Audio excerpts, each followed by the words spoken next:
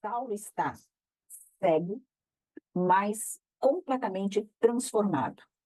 Apenas com aquela troca de frases, mas com aquela visão, o olhar que Jesus depositou sobre Saulo foi o suficiente para que Saulo transformasse e enxergasse a verdade que Estevão, que Abigail tinham tentado colocar para ele. Verdade é essa que os adeptos do Nazareno, os trabalhadores, os discípulos da Casa do Caminho, já conheciam, já acreditavam. Eu acredito que Saulo se tornou cego tendo em vista a luminosidade do Espírito de Jesus. Conforme a descrição, essa luz que foi vista pelos companheiros da caravana, os companheiros viram apenas uma luz. Saulo viu a imagem de Jesus. Creio eu que foi essa luz que cegou Saulo. Mas Saulo estava totalmente transformado, compungido. Naquelas frações de minutos, ele conseguiu enxergar as falhas, as faltas, os erros. Ele já se sentiu culpado e, ao mesmo tempo, dotado de grande arrependimento. E ele já sabia ali que as provas que ele iria ter que enfrentar para recuperar todo o mal que ele tinha feito seriam provas muito ásperas. A caravana, então, volta a Jerusalém e apenas um dos companheiros segue à frente com Saulo, porque Saulo queria cumprir o que Jesus tinha pedido a ele, que ele seguisse até Damasco. Ele, assim, vai a pé com esse companheiro. Isso aconteceu por volta do meio-dia. Eles chegam às portas de Damasco, no anoitecer, e procuram uma estalagem. Antes disso, porém, ele lembra do seu amigo Sadoc. E lá nos capítulos iniciais, há uma preleção entre Saulo e Sadoc, que eram amigos, e Saulo conversa e comenta com esse amigo dele as pretensões que ele tem de casamento com Abigail. Ele fala sobre os adeptos, as perseguições aos adeptos da Casa do Caminho, a esse nazareno. Ou seja, eram amigos, inclusive, de infância. Então ele lembra que Sadoc estava em Damasco e pede para o companheiro, esse ex-servo, porque ele fala para esse companheiro que era o servo dele, que o servia, que ele agora, Saulo não tinha mais servos e que ele próprio era servo de Jesus. Os companheiros acharam que Saulo tinha enlouquecido. Eles não entendiam o que estava acontecendo. Então esse companheiro, esse ex-servo, leva até a porta da mansão, ao palácio, ao edifício de Sadoc.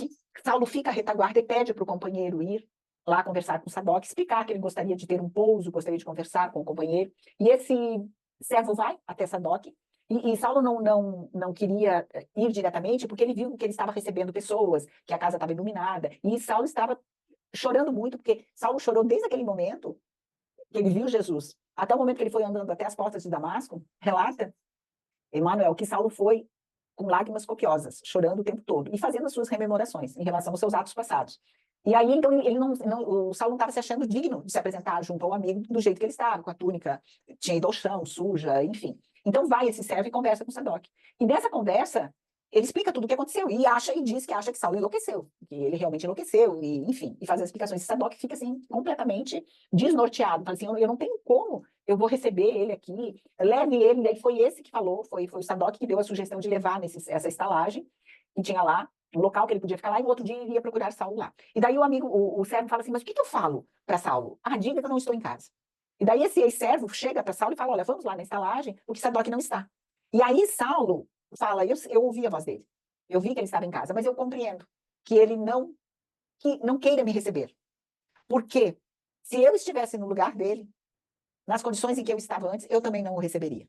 E assim eles foram para a estalagem. Saulo ainda estava cego, e no outro dia de manhã, e ele dispensa esse servo. Ele fala, você pode ir ter com a sua família. Aí o servo fala, mas eu não posso deixar o senhor aqui, o senhor não está vendo, está cego. Ele, não se preocupe, Jesus me mandou ficar aqui, eu aqui ficarei, e vou aqui aguardar. Ele falou que eu tinha que aguardar aqui, eu vou aguardar aqui. Aí esse servo vai embora, e Saulo, então, fica lá nessa taverna. E no outro dia de manhã, Sadoc vai na estalagem saber de Saulo. Mas quando ele não chega a conversar com Saulo, ele fica lá, conversa com o dono, chama-se Judas, o dono da estalagem, conversa com o dono e verifica a situação de Saulo. E quando ele verifica que realmente Saulo está daquela forma, ele não se aproxima do amigo. Ele não vai ter com o amigo e vai embora. E deixa Saulo, fica lá. Saulo só fica sabendo que o amigo foi lá depois, quando Saulo vai atrás de uma sinagoga para conversar com os presentes lá, que ele queria trazer a mensagem de Jesus para aquelas pessoas. Lá ele conversa e encontra Sadoc. E Sadoc fala, eu estive lá na taverna. Mas quando eu vi que realmente você estava louco, eu não me aproximei. Saulo compreendia a posição, a postura de Sadoc, porque ele se via naquela postura. Ele já estava com a sua visão totalmente modificada. E ele mesmo se colocava no lugar, como ele era antes, aquele perseguidor implacável. Então, Saulo compreendia e não tinha raiva do amigo. E ele entendia que aquele proceder de Sadoc, na verdade, era uma representação do que ele iria enfrentar a partir de agora. Ele fala assim que a transformação que Saulo próprio tinha passado provocaria muitos protestos no ambiente farisaico. Porque ele sabia o que ele iria enfrentar, porque ele fazia parte daquele ambiente. Então ele não tinha ilusões em relação àquilo. Então ele já pressentia qual seria o caminho dele. Mas Saulo estava com tanta tranquilidade, tanta serenidade em relação à missão e o compromisso que ele já tinha feito em relação a ele, que ele serviria a Jesus e que não haveria obstáculo ou pessoa alguma que pudesse demovê-lo dessa sua nova missão. Ele estava com a sua alma totalmente renovada. E assim Saulo ficou na estalagem por 3 dias, fazendo as suas reflexões, as suas meditações, e no fim, orando, meditando e orando. No 3º dia, então, após as preces fervorosas que Saulo faz, bate a porta. Saulo imagina que pode ser o amigo Sadoc, está receoso, está saudoso, gostaria de ouvir uma voz amiga, manda entrar. Mas há um completo silêncio. E aí Saulo pergunta: quem sois? Uma voz enternecida, uma voz carinhosa. Saulo questiona, não era Sadoc, não conhecia a voz, questiona: quem sois? E aí a voz responde: Ananias. Parece uma ironia do destino, mas Ananias foi ao encontro de Saulo. Ananias, que era o perseguido de Saulo, aquele homem que introduziu a doutrina cristã junto a Abigail, que ele saiu de Jerusalém e foi a Damasco ao encalço de buscar Ananias para castigá-lo. Eis que Ananias vai até Saulo se apresentar, chamando de irmão Saulo. E Saulo entende essa resposta, quando ele pergunta quem sois, e ele diz Ananias. Saulo entende essa resposta como uma revelação. Ele pensa o que Cristo, o que Jesus tinha feito com ele, que foi essa reflexão que nós fizemos agora aqui. A ovelha perseguida foi até ao lobo feroz. Saulo compreendeu a lição que o Cristo lhe ministrava. A presença de Ananias revoca-lhe à memória os apelos mais sagrados. Fora ele o iniciador de Abigail na doutrina e o motivo da viagem a Damasco, onde encontrara Jesus e a verdade renovadora. E aí Ananias falou: Jesus mandou-me aqui te procurar. As palavras de Ananias foram assim: Jesus mandou-me justamente para que tivesses de novo o dom da vista. E aí então Saulo, comovidíssimo com toda aquela situação, ajoelhou-se, chorou muito, ele estava extremamente comovido, nas suas mais íntimas fibras em relação a que Jesus tinha feito com ele, de ter se dignado a vir retirá-lo das sombras. Banhado de pranto, de arrependimento, ele se coloca frente a esse velhinho, Ananias, e Ananias começa a fazer uma oração, impõe as mãos primeiro sobre a cabeça de Saulo, depois frente aos olhos. Eu quero só ler a parte em que ele faz a oração para devolver a vista a Saulo, a visão a Saulo. Agora, disse Ananias, impondo-lhe as mãos nos olhos apagados e num gesto amoroso: em nome do Salvador, peço a Deus para que vejas novamente. Saulo responde: se é do agrado de Jesus que isso aconteça, ofereço meus olhos aos seus santos serviços para todo sempre. Ele faz essa promessa. E como se entrassem em jogo forças poderosas e invisíveis, sentiu que das pálpebras doridas caíam substâncias pesadas como escamas, à proporção que a vista lhe voltava, embebendo-se de luz. Através da janela aberta, viu o céu claro de Damasco. Vejo, agora vejo. E aí Saulo voltou a ver, pelas mãos de Ananias. Ananias também estava bastante comovido com toda aquela situação. E assim os dois passaram a conversar, ficaram juntos, se tornaram irmãos, se tornaram amigos. Ananias começou, Saulo muito sedento de saber as notícias, as informações sobre esse mestre, sobre Jesus. Ananias repassando, Saulo queria saber se ele tinha algo escrito, e Ananias falou: olha, tudo que Levi escreveu está lá na Casa do Caminho, mas eu tenho poucos pergaminhos comigo, que eu fiz as transcrições, que eu posso te dar. E aí, Saulo falou: não, eu ainda tenho recursos, eu vou pedir para o dono da estalagem, Judas, comprar pergaminho para mim, e para eu escrever, você me deixa aqui as suas anotações, que eu quero anotar para mim. E ele foi isso que ele fez, ele ficou lá anotando tudo a história que Jesus tinha falado, e ele ficou repassando para os seus próprios pergaminhos. E Ananias ia ter com ele, ficava lá, os dois ficavam conversando, e Saulo queria saber então de Estevão. E Ananias contou um pouco da história de Estevão, mais para saber de Estevão, e chegou um determinado momento que ele queria saber de Abigail, porque Ananias foi que converteu, que introduziu Abigail no cristianismo. E aí o Ananias começa a falar da Abigail, e confessa a Saulo o amor que Abigail tinha. E falou assim, ó, desde que se aproximou de mim, notei que Abigail não ficaria muito tempo na terra. Suas cores esmaecidas, o brilho intenso dos olhos, falavam-me da sua condição de anjo exilado. E aqui é o momento que ele fala do amor que Abigail tinha por Saulo. Olha que consolo, eu imagino, para Saulo isso, né? Ele diz assim, era a jovem Abigail, que depois de receber o batismo de minhas mãos, confessou que te amava muito. Falava do teu amor com ternura ardente, e muitas vezes me convidou a orar pela tua conversão a Jesus Cristo.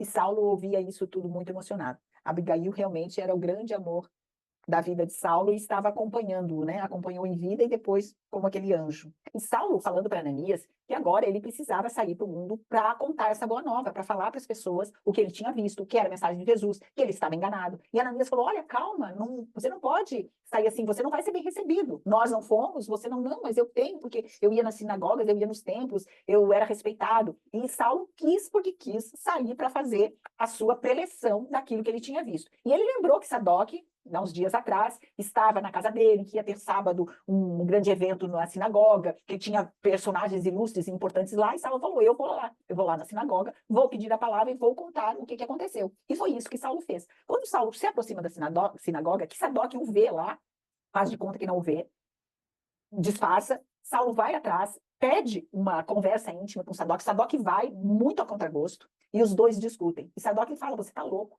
E Saulo fala a verdade disso, tudo que aconteceu, eu vi Jesus, é a verdade, ele é o Messias, é ele que nós estamos esperando.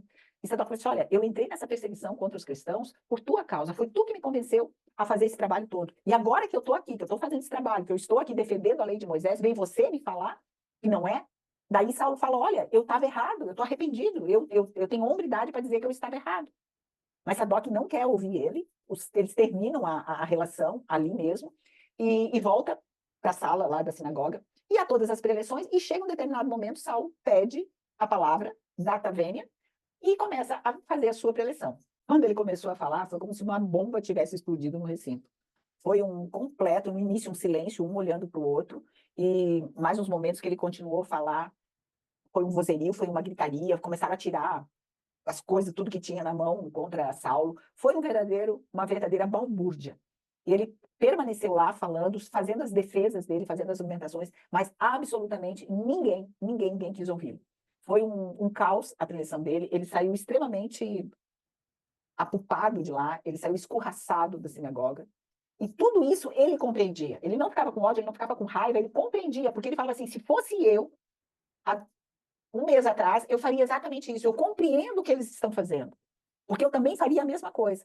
Então, nada do que ele pôde falar convenceu algum. Ele foi chamado de covarde, de blasfemo, cão do caminho, traidor de Moisés. Ele foi totalmente escorraçado. E aí ele vai ter com Ananias, conversar com Ananias, para colocar o que tinha acontecido, que ele não foi bem recebido, que ele não conseguiu passar a mensagem, que todos estavam cegos, que ninguém conseguia acreditar em uma palavra do que ele tinha falado, e ele estava muito triste em relação a isso. E aí Ananias fala, olha, nós conversamos sobre isso e essa mensagem vai ser muito difícil, o seu caminho vai ser muito difícil. Eu penso que você deva se recolher primeiro, que você deva se restabelecer, e aí sim traçar uma estratégia para você iniciar a tua missão, a missão que Jesus te designou. Nesse momento, Saulo lembra de um mestre que ele tinha lá no início, que muito gostava dele, ele tinha muito respeito por esse mestre, que era Gamaliel. E Gamaliel tinha entregue as suas funções e tinha ido para o deserto, se recolher, porque se julgava no fim da vida. E ele lembrou desse amigo, desse coração amoroso, que Gamaliel tinha esse coração muito bondoso, e fala para Ananias, eu vou então ter com Gamaliel, vou procurá-lo no deserto, e lá ficarei ao tempo de me refazer e me preparar para essa missão que Jesus me designou. E assim despede-se de Ananias, abraços afetuosos, e se dirige ao deserto para ter com Gamaliel.